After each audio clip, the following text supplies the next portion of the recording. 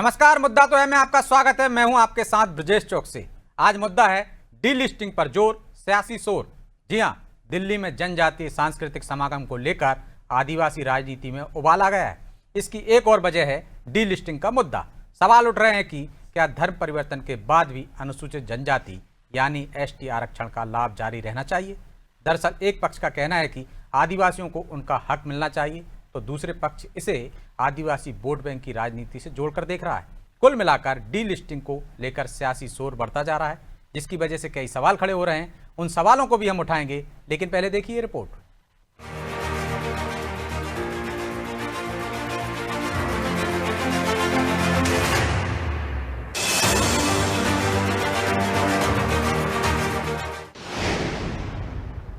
दिल्ली में जनजातीय सांस्कृतिक समागम, आदिवासियों को लेकर फिर सियासत गरम। डीलिस्टिंग यानी धर्म परिवर्तन के बाद अनुसूचित जनजाति वर्ग से बाहर करने की मांग एक बार फिर देश की राजनीति के केंद्र में आ गई है। दिल्ली में आदिवासी समाज से जुड़े एक बड़े सांस्कृतिक और वैचारिक आयोजन को लेकर भी इस मुद्दे की चर्चा तेज है, जहां देश भर से जनजातीय समाज के लोगों के जुटने की बात कही जा रही है। लेकिन इससे पहले कांग्रेस ने बीजेपी पर बड़ा हमला बोला है। कांग्रेस का आरोप है कि अगर बीजेपी सच में आदिवासियों को अधिकार देना चाहती है तो उन्हें अलग कोड और मजबूत संवैधानिक सुरक्षा दे। सिर्फ मंचों पर बुलाकर नाच गाना दिखाने से आदिवासी समाज का विकास नहीं होगा। भारतीय जनता पार्टी पहले आदिवासियों को अधिकार देना नहीं चाहती, आदिवासियों को आदिवासी कोड नहीं देना चाहती। क्या आदिवासियों को सिर्फ दिल्ली बुला के सिर्फ आप सांस्कृतिक और नाच गान के लिए रखना चाहते हो? उनको अधिकार क्यों नहीं देना चाहते हो? तो अगर आपकी कथनी और करनी में फर्क नहीं है तो आप उनको आदिवासी कोड दे देश की जातिगत जनगणना में। राजनीतिक रूप से भारतीय जनता पार्टी इसको मुद्दा बनाना चाहती, धर्मांतरण को लेके। लंबे समय से कुछ जनजातीय संगठन मंच से ये आवाज उठाते रहे हैं कि जो लोग धर्म परिवर्तन के बाद भी अनुसूचित जनजाति आरक्षण और अल्पसंख्यक दोनों तरह के लाभ ले रहे हैं, उन्हें एसटी सूची से बाहर किया जाए। उनका तर्क है कि इससे मूल जनजातीय समाज के अधिकार प्रभावित हो रहे हैं और आरक्षण का वास्तविक लाभ उन लोगों तक पूरी तरह नहीं पहुंच पा रहा जिनके लिए ये व्यवस्था बनाई गई थी। हालांकि बीजेपी का इस मांग और कांग्रेस के आरोपों पर क्या कहना है, वो भी सुनिए। लंबे समय से इस विषय पे चर्चा चल रही है कि जो लोग आदिवासी वर्ग से अलग हो गए हैं, रीति रिवाजों से अलग हो गए हैं, तो क्या उन्हें अनुसूचित जनजाति वर्ग को मिलने वाली सुविधाओं और आरक्षण जैसे मामलों का लाभ मिलना चाहिए। ये लंबे चर्चा का विषय है। इसमें भारतीय जनता पार्टी का स्पष्ट मत है कि जो भी हो वो संविधान सम्बद्ध और न्याय कानून के अनुसार होना चाहिए। कांग्रेस जैसी पार्टियां जो आदिवासी वर्ग को सनातन का हिस्सा नहीं मानती, उन्हें सनातन वर्ग से अलग करने की कोशिश करती हैं, वो केवल और केवल आदिवासी वर्ग के नाम पे राजनीति करती है। डीलिस्टिंग का मुद्दा सिर्फ आरक्षण तक सीमित नहीं है, बल्कि इसका सीधा संबंध धर्मांतरण, जनजातीय पहचान और वोट बैंक राजनीति से भी जुड़ चुका है। यही वजह है कि जैसे जैसे ये बहस तेज हो रही है, वैसे वैसे सियासी बयानबाजी भी बढ़ती जा रही है। मालवा और निमाड़ समेत कई देश के हिस्सों में समय समय पर डीलिस्टिंग की मांग उठती रही है। ऐसे में ये मुद्दा सामाजिक संतुलन और संवैधानिक अधिकारों के बीच नई बहस खड़ी कर रहा है। फिलहाल बड़ा सवाल यही है कि क्या धर्म परिवर्तन के बाद भी अनुसूचित जनजाति आरक्षण जारी रहना चाहिए? क्या डीलिस्टिंग से मूल आदिवासी समाज को उनका वास्तविक हक मिलेगा, या फिर ये मुद्दा आने वाले समय में सामाजिक और राजनीतिक ध्रुवीकरण को और बढ़ाएगा? ब्यूरो रिपोर्ट, अनादि टीवी।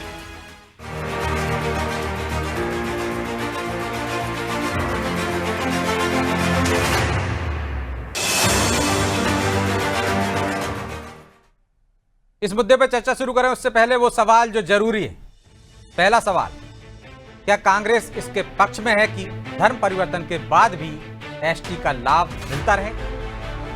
दूसरा सवाल, क्या डीलिस्टिंग के बहाने बीजेपी सियासी फायदा लेना चाहती है? तीसरा सवाल, क्या डीलिस्टिंग का मुद्दा आने वाले चुनाव में नैरेटिव सेट करेगा?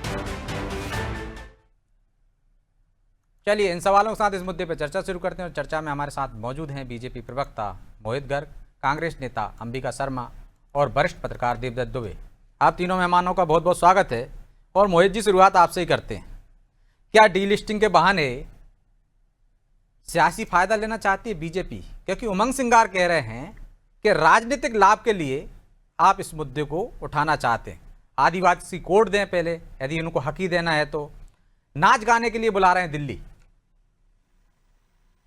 देखिए, भारतीय जनता पार्टी ने हमेशा आदिवासियों के हित, सम्मान, स्वाभिमान और आत्मगौरव के लिए काम किया है। हमने कभी उनको वोट बैंक नहीं माना। अब देखिए, कांग्रेस पार्टी ने दशकों तक देश पर राज किया, दशकों तक मध्य प्रदेश में राज किया, उनकी सरकार रही। तब ये सब मुद्दे कहां थे? और इनके पास आज की डेट में, अब देखिए, अनुसूचित जाति में अनुच्छेद 341 में साफ प्रावधान है कि यदि आप अपनी मूल धर्म से आप धर्मांतरण करके किसी और धर्म में जाते हैं तो आपको मिलने वाली आरक्षण या अन्य सुविधाएं मिलने वाली सुविधाएं आपकी समाप्त कर दी जाएंगी। बिल्कुल। और अनुच्छेद 342 में अनुसूचित जनजाति वर्ग के लोगों का कहना है कि जो लोग धर्मांतरण के बाद दूसरे धर्म में परिवर्तित हो जाते हैं, चले जाते हैं, उनको इसका लाभ नहीं मिलना चाहिए। तो ये तो बहुत लॉजिकल बात है। बंगाल में देखिए आप, बंगाल में बड़े पैमाने पर धर्मांतरण हुआ ममता बनर्जी जी की सरकार में, तो कई आदिवासी वर्ग के लोग आदिवासी वर्ग का भी फायदा ले रहे थे। वहां पे मुस्लिम समाज को भी आरक्षण दिया गया था, उसका भी फायदा ले रहे थे। तो जो मूल आदिवासी है उसके हक को मार रहे हैं आप। अच्छा देखिए, जब छत्तीसगढ़ में भूपेश बघेल जी की सरकार थी, तब जबरन धर्मांतरण चरम पे था। तो जो लोग मूल समाज, जिस आपको आरक्षण से दिया गया कि आप पिछड़े हैं और आप अनुसूचित जनजाति के हैं, जब आपने वो वर्ग, आपने वो धर्म छोड़ दिया, तो आप किस आधार पर आरक्षण लेना चाहते हैं? तो डबल बेनिफिट क्यों? केवल इसी पर अनुसूचित जनजाति वर्ग के लोगों के बड़े वर्ग का कहना है कि भाई, आप जब तक समाज में हैं आपका स्वागत है, आप समाज में हैं, आपको सब सुविधाएं जो सबको मिलनी चाहिए वो आपको भी मिलेंगी। जब आपने समाज छोड़ दिया तो फिर आपको क्यों उस पर आरक्षण मिलेगा? तो इसी पर भारतीय जनता पार्टी ने कभी भी आदिवासी समाज को वोट बैंक नहीं माना। आप देखिए, आज महामहिम राष्ट्रपति महोदया द्रौपदी मुर्मू जी आदिवासी समाज से आती हैं। मध्य प्रदेश की बात करें तो राज्यपाल मंगू भाई पटेल जी आदिवासी समाज से आते हैं। बिरसा मुंडा जी, टंट्या भील जी जैसे बड़े स्वतंत्रता संग्राम सेनानी हुए मध्य प्रदेश में, इनको कभी कांग्रेस पार्टी ने तवज्जो नहीं दी। इनके नाम मतलब आप ये कह रहे हैं कि ये वोट बैंक का मामला नहीं है, आदिवासियों की मूल मांग है, हम उसका समर्थन कर रहे हैं। ठीक है अंबिका जी, क्या आप नहीं चाहते हैं कि धर्म परिवर्तन के बाद भी आरक्षण से छुट्टी मिलना चाहिए? एसटी का जो आरक्षण दर्जा, डबल बेनिफिट क्यों? क्योंकि आपने यदि धर्म परिवर्तन कर लिया, आप ईसाई बन गए, मुस्लिम बन गए, आप अल्पसंख्यकों का भी लाभ ले रहे हैं और एसटी का जो आपको आरक्षण मिला उसका भी लाभ ले रहे हैं। डबल बेनिफिट क्यों? क्या आप चाहते हैं मिलते रहना चाहिए? देखिए ब्रजेश जी, आदिवासी की पहचान उसकी संस्कृति, रूढ़ और परंपरा जल, जंगल, जमीन के जुड़ाव से होती है, किसी पूजा पद्धति के आधार पर नहीं होती है। यह साफ तौर पर देख लेना चाहिए। और जो लिस्टिंग के संबंध में ये बात चल रही है, जो सम्मेलन हो रहा है, उससे इनकी मंशा साफ जाहिर होती है कि ये आदिवासी विरोधी लोग हैं। ये लोग फूट डालो राजचरों की राजनीति करके और निश्चित रूप से इसका राजनीतिक लाभ लेना चाहते हैं। और उस जो हमारी जो सबसे पुरानी संस्कृति के जो प्रतीक हैं, आदिवासी आदिकाल से हैं। और निश्चित रूप से धारा 342 में प्रावधान है कि आर्थिक स्थिति पर, सामाजिक स्थिति पर, उनके भौगोलिक अलगाव और उनकी विशिष्ट स्थिति के आधार पर उनको ये सुविधा प्राप्त है। हम इसको टच नहीं कर सकते। लेकिन यहाँ भी आकर इन्होंने भारतीय जनता पार्टी कौन सा खेल खेल रही है ये सबको पता है। एक केवल वोट का खेल खेलते हैं। और जो हमारा आदिवासी वर्ग है, जिसकी बड़ी हिमायती सरकार बनती है, आज तो बिल्कुल एक्सपोज है, पूरी तरह से हो गए कि कितने विरोधी लोग हैं ये, कितना साफ कह रहे हैं ना आप, वर्ग से इन लोगों को घृणा है। अंबिका जी, वर्ग को आपका मतलब साफ है ना कि धर्म परिवर्तन के बाद भी एसटी का आरक्षण मिलते रहना चाहिए, यही कहना चाह रहे हैं आप? साफ कहिए ना। हाँ, मिलते रहना चाहिए। मेरा कहना ये है कि आदिवासी की अपनी पहचान जल, जंगल और जमीन के आधार पर, और जो उनकी विशिष्ट संस्कृति है, रूढ़ी है, परंपरा है, वो बदल नहीं जाती। यहाँ तो दो बेनिफिट की बात हो रही है भाई। क्या उससे पहचान खतरे में आ जाएगी? क्या आरक्षण छिन जाएगा तो? भाई एक जगह तो मिल रहा है ना आपको। आप कैसे तय करेंगे कि इन्होंने धर्म परिवर्तन कर लिया? इसमें तो ये मनमाने तरीके से आदिवासियों को उनके लाभों से वंचित करेंगे और एक वोट बैंक का खेल खेले। इनकी नीयत में खोट है। ब्रजेश जी, आप तय मानिएगा, ये हर प्रकार से अपने राजनीतिक स्वार्थ इस प्रकार के संवेदनशील मुद्दों को टच करके देखते हैं और ये सत्ता में किस क्या प्रकार से आपको डर हमेशा सता बने रहा रहे है हैं, इस कि जो प्रकार का- धर्मांतरित हो गए हैं वो वोट बैंक नहीं, कहीं नहीं, आपसे खिसक जाए? आपका भी तो डर हो सकता है। देखो, हम तो इनको आदिवासी, ब्रजेश जी, हम इनको आदिवासी कहते हैं, माने आदिकाल से मूल निवासी हैं। इनको ये वनवासी कहते हैं, ये इनको केवल निवासी कहते हैं कि ये वनों में रहते हैं। हमारे सोच में और इनके सोच में जमीन आसमान का अंतर ठीक है। है। हम लोगों ने मोहित जी छोटा सा बिल्कुल जवाब मन, दीजिए। वो कह रहे हैं आप वचन, कर्म मनमानी से करेंगे, बात को कैसे पता स्वीकार चलेगा किया। कि उन्होंने धर्म परिवर्तन कर लिया? आप जिसके चाहेंगे उसके अधिकार छीन लेंगे। कांग्रेस तो धर्म परिवर्तन की पुरोधा रही है। ये इन्होंने धर्मांतरण को हमेशा बढ़ावा दिया है। भारतीय जनता पार्टी की सरकार आने के पहले 2003 से देख के पहले देखिए आप मध्य प्रदेश में धर्मांतरण की दर कितनी ज्यादा थी। आप जब तक छत्तीसगढ़ में भूपेश बघेल जी की सरकार रही, वहां पर क्या स्थिति थी? तो ये आप जो आदमी आप आज सनातनी हैं, अंबिका शर्मा जी की बात कर रहा हूं, आपको धर्म परिवर्तन की क्या आवश्यकता है? धर्म परिवर्तन के लिए आदिवासी बंधुओं को आर्थिक और अन्य तरह के लालच दिए जाते हैं या उनको दबाव डालकर, डराकर, धमकाकर धर्म परिवर्तन किया जाता है?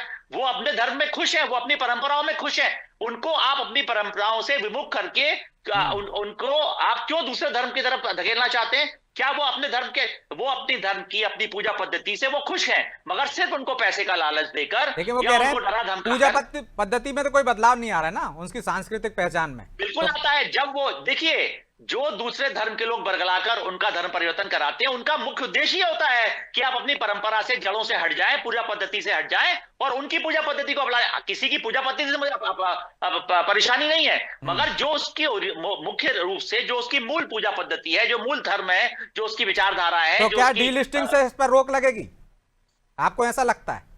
निश्चित तौर पर रोक लगेगी। जो दबाव में, लालच में अपना धर्म परिवर्तन करते हैं, वो डीलिस्टिंग हो जाने पर उनको यह रहेगा कि हमें सिर्फ एक तरफ लाभ मिलेगा, या तो आपको परिवर्तन के बाद दूसरे धर्म पे चले जाएंगे, वहां अगर लाभ मिलता है तो वहां लीजिए, और यहां पर अगर आप आदिवासी समुदाय से रहते हैं तो यहां लीजिए। तो जो धर्म परिवर्तन है उस पर, इससे बड़े पैमाने पर होने वाले धर्मांतरण पर रोक लगेगी, और जिसको कांग्रेस पार्टी नहीं चाहती। ठीक है, लेकिन दुबे जी, डीलिस्टिंग का मामला या इस मुद्दा हम जिसे कहें, क्या आने वाले चुनाव में कोई नैरेटिव सेट करने वाला है क्या? या जो आरोप लगा रही कांग्रेस कि भाजपा धर्म के आधार पर आदिवासियों में भी बंटवारा करना चाहती है, बांटना चाहती है राजनीतिक लाभ के लिए, वैसा कुछ आपको भी दिख रहा है? देखिए, ये दौर है जो राजनीति का, उसमें स्वाभाविक रूप से अब पुरुषार्थ की बजाय धर्म और जाति के नाम पर थोक में वोट कबाड़ने का क्रम तो चल रहा है। तो कोई एक दल नहीं, सब दल इसमें शामिल है।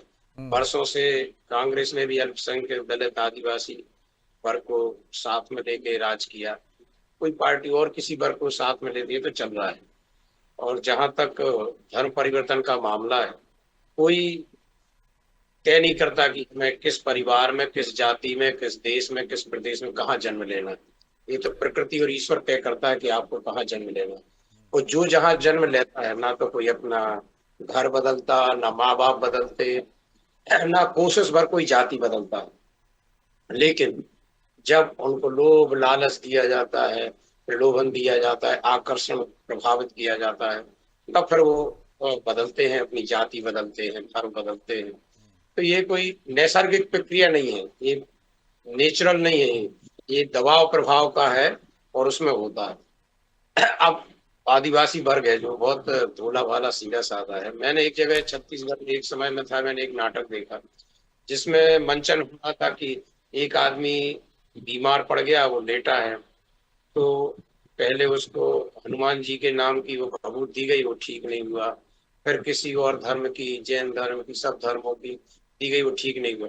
और जैसे ही पादरी जी आए, उनको तिलक लगाए, कुछ माला पहनाई, वो उठकर बैठ गया। तो आदिवासी को लगता था कि ये इसमें दम है, मतलब इस धर्म में, देखो इससे ठीक नहीं हुआ, इससे ठीक हो गया। तो इस तरह के काम भी होते हैं, लेकिन ये राजनीतिक मुद्दा नहीं है। मैं आदिवासी बहुत जो है बहुत ईमानदार, बहुत भोले भाले होते हैं। बस उनकी भोले भालेपन का फायदा उठा लेते हैं, जो धर्मांतरण कराते हैं बड़े पैमाने पर, विदेशों तक से फंड आता है, तो ये सब होता रहता है। लेकिन हमें रोकना चाहिए। यदि हम उनको सब सुविधाएं हम दे देंगे तो कोई क्यों परिवर्तन करेगा। मैंने पहले ही कहा, जो जहां जन्म लेता है वहीं रहना चाहता है। विशेष परिस्थितियों में कोई बदलता है, वो तो आप भी विशेष चाहते हैं परिस्थितियां कि ना। डीलिस्टिंग होनी चाहिए, डबल बेनिफिट क्यों? बिल्कुल, क्यों? आपने यदि किसी लालच या लोभ में धर्म बदला है, फिर आप वहीं रहो, फिर यहाँ क्यों? दो तरफा फायदा नहीं ले सकते, या तो आप इस पार रहो या उस पार रहो। यहाँ पर जो आदिवासी हैं, जो लोभ लालच के बावजूद भी अपने धर्म में लंगोटी लगाए डटे हुए हैं, तो वो फायदा उनको मिलना चाहिए। ये तो एक नेचुरल सा उत्तर है, किसी को इसमें शक नहीं होना चाहिए कि डबल फायदा कोई क्यों ले। आपको यदि आदिवासी वर्ग का फायदा लेना तो आप यहीं रहो, मत जाइए आप कहीं। और यदि आप वहां जा रहे हैं तो फिर वहां फायदा लीजिए। इसमें कहा मुझे तो अंबिका जी घूम फिर के बात वहीं आ गई। जब आपने धर्म परिवर्तन कर लिया तो फिर आपको जिस धर्म में थे उसके आधार पर आपको बेनिफिट मिल रहे थे, एसटी थे। अब आप दूसरे धर्म में चले गए, ईसाई बन गए, कुछ बन गए, तो फिर लाभ क्यों मिलना चाहिए आपको? और ये तो मूल आदिवासियों की मांग है ना, आप उसे अनसुना क्यों कर रहे हैं वोट बैंक के लिए? देखिए ब्रजेश जी, ये भारतीय जनता पार्टी कब तक ये धर्म और जाति की राजनीति का खेल खेलती रहेगी? नहीं, धर्म जाति की बात ही नहीं कर रहे हैं हम, तो मूल हक की बात कर रहे हैं। जिसका हक है उसे मिलना चाहिए। आदिवासियों के जीवन को स्पर्श करते हुए जो मुद्दे हैं उस पर विचार करना चाहिए। ये लोग केवल पॉलिटिक्स कर रहे हैं, और इसमें केवल वोट डालो राज करो की भावना की बू आ रही है। ये लोग कैसे भी अपना राजनीतिक हित देख रहे हैं। तो जब एससी का आरक्षण छिन जाता है, जो दर्जा उनको है धर्म परिवर्तन पे, तो एसटी का क्यों नहीं? और आप एक तय मानिएगा कि जो लिस्टिंग का ये मामला है और ये प्रयोग, ये घातक प्रयोग करने वाले हैं, इसमें उन तमाम आदिवासियों को वंचित करना चाहते हैं एक हिडन एजेंडा के तहत, जो इनके वोट बैंक कहाँ वंचित करना चाहते हैं? वो ये कह रहे हैं मूल आदिवासी को उसका हक मिलना चाहिए। भाई यदि मैं आदिवासी हूँ तो मुझे मेरे अधिकार मिलना चाहिए कि मैं धर्म परिवर्तन कर लिया तब भी मुझे मिलना चाहिए। भाई आप सरकार के संविधान के अनुसार चलेगी कि अपनी मनमर्जी के आधार पर? धारा 342 में स्पष्ट प्रावधान है कि उनकी सामाजिक और भौगोलिक एक अलगाव की एक अलग पहचान है, भौगोलिक पहचान अलग है, उनकी संस्कृति अलग है, उनकी रूढ़ी अलग है, परंपरा अलग है। इस आधार पर उनको एक सुविधा मिली हुई है। तो फिर क्या मतलब जो अल्पसंख्यक हो गए हैं तो उसका अल्पसंख्यक का दर्जा नहीं दिया जाना चाहिए उनको? एक चीज को इसको कम करनी पड़ेगी ना कि दो लाभ। बिल्कुल बिल्कुल अल्पसंख्यक है ही नहीं आदिवासी। आदिवासी हमारा धर्म परिवर्तन करके चला जाएगा, प्रथम नागरिक है, प्रथम नागरिक है, आदिवासी प्रथम नागरिक है। ये लोग तो वनवासी कहने लगे उनको, इनकी नियत में खोट थी। हम लोग तो आदिवासी कहने से हम आदिवासी शुरू से एक छोट।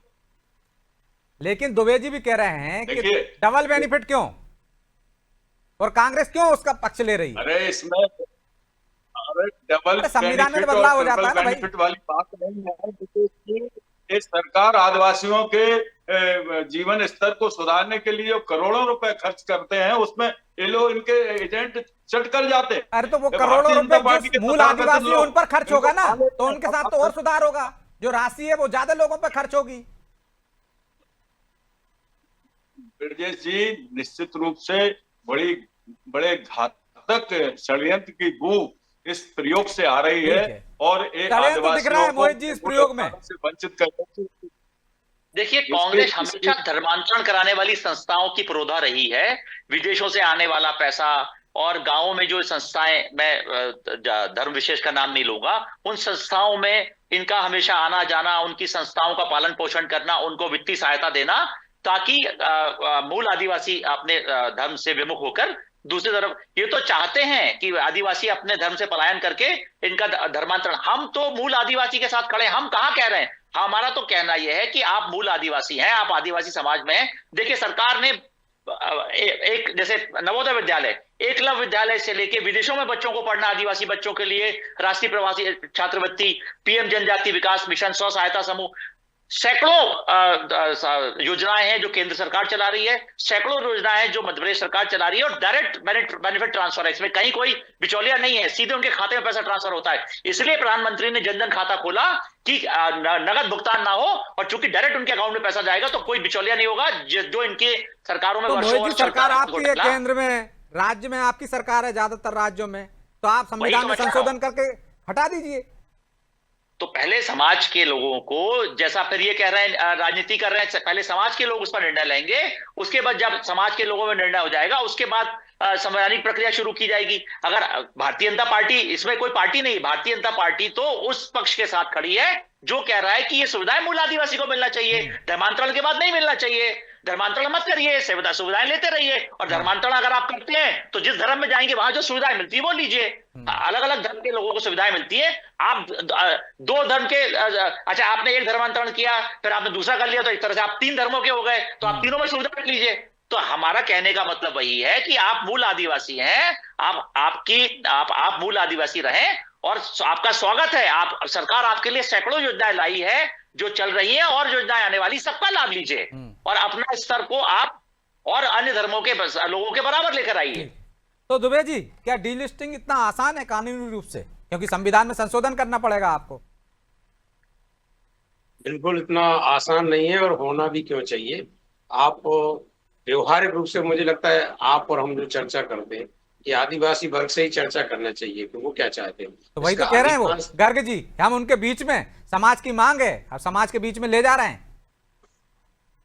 वो जो तय करेंगे वही होना चाहिए, क्योंकि ये उनका मामला है, और वो जो निर्णय करेंगे वो अपने हित में करेंगे। बस उनको सही और गलत दिखाना है, और ये वाली लाइन बिल्कुल क्लियर होनी चाहिए कि आप फायदा एक जगह लो, या तो आदिवासी बन के ही रहो तो आदिवासियों का फायदा लो, या फिर आप धर्मांतरण जहां जा रहे हैं वहां का फायदा लो। दो धारी तलवार नहीं चल सकती कि आप इधर भी उधर। ये कैसे, कहीं भी संभव नहीं है। क्या ये राजनीतिक लोग बैठे, ये हो सकता है कि आप अभी बीजेपी में फिर कांग्रेस, फिर बीजेपी कांग्रेस, ये कैसे हो सकता है? तो ये दल में रहो, भले दल बदल लो एक बार, लेकिन फिर वहीं रहोगे ना, या इधर दोनों में तो नहीं रह सकते। नहीं बदलोगे तो विचारधारा तो एक ही है, उसकी मानना तो उसी पार्टी की जो संविधान में है, उसके दायरे में जो है, उसकी जो घोषणा पत्र है उसी का पालन करोगे कि दूसरे पे आ गए उसका करोगे? अंबिका जी, दल बदल हो जाता है तब भी जिस पार्टी में जाते हैं उसी का पालन करते हो ना, उसकी जो विचारधारा उसकी बात करते हो। यदि आप बीजेपी में चले जाओगे तो कांग्रेस की बात करने लगोगे।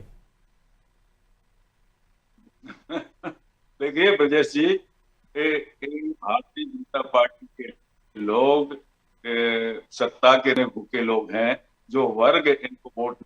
अरे भाई वो कह रहे हैं बदल थोड़ी नहीं रहे, हम तो समाज के बीच में जा रहे हैं, समाज की मांग है, वो इस पर जोर देंगे तो बदलाव हो जाएगा संविधान में। आपको पता होगा, पहले मुसलमानों के बीच में भी इन्होंने इस प्रकार का वो एक प्रयास किया था, वहां पर भी तोड़ने की कोशिश। अब इनको लगा कि आदिवासी वर्ग में किस तरह से हम अपना वोट बैंक तैयार करें, तो फूट डालो राज करो की इस भावना से एक काम करने जा रहे हैं। ये संभव है नहीं व्यवहारिक रूप से। ये कैसे तय करेंगे कि एक व्यक्ति आदिवासी हो गया, एक व्यक्ति मूल उसी में ही है, माने ये ईसाई हो गया, ये आदिवासी हो गया, इनके पास क्या पैमाना भाई है? जो बदलेंगे तो बहुत कुछ बदलाव होता है ना भाई, धर्म परिवर्तन होता है, तो उसके पास प्रमाण पत्र होते हैं आपके पास, नाम बदलते हो आप, पूजा पद्धति बदलते हो आप, चर्च में जाने लगते हो आप। भवन में बैठकर ये सब बातें सोचते रहते हैं, एसी के कमरों में जाएं जरा, वहां पर जंगलों में। ठीक है, वो राजनीति कर रहे हैं तो आप भी तो राजनीति कर रहे हो ना। कहीं जो धर्मांतरित हो गए हैं उस वोट बैंक को साधने के लिए। गर्ग जी कुछ कह रहे हैं, 30 सेकंड में कहिए। जितने हमारे पार्टी के जनप्रतिनिधि और जितने हमारे पार्टी के कार्यकर्ता गांवों में जाते हैं, जितना हमारा संवाद आदिवासी वर्ग के लोगों से होता है, उसी का नतीजा है कि हम पिछले 23 सालों से मध्य प्रदेश में और 13 सालों से प्रदेश की। ठीक है गर्ग साहब, माफी चाहता हूं, आपको बीच में रोक रहा हूं क्योंकि समय की बाध्यता है, इसलिए चर्चा को यहीं विराम देना होगा। आप तीनों मेहमानों का बहुत बहुत धन्यवाद। तो डीलिस्टिंग पर जोर क्यों और सियासत में शोर क्यों? उसकी वजह है क्योंकि यदि धर्मांतरित लोग हो गए हैं, यदि उनको लाभ नहीं मिलेगा तो कांग्रेस को डर है कि उसका वोट बैंक नाराज हो जाएगा, खिसक जाएगा।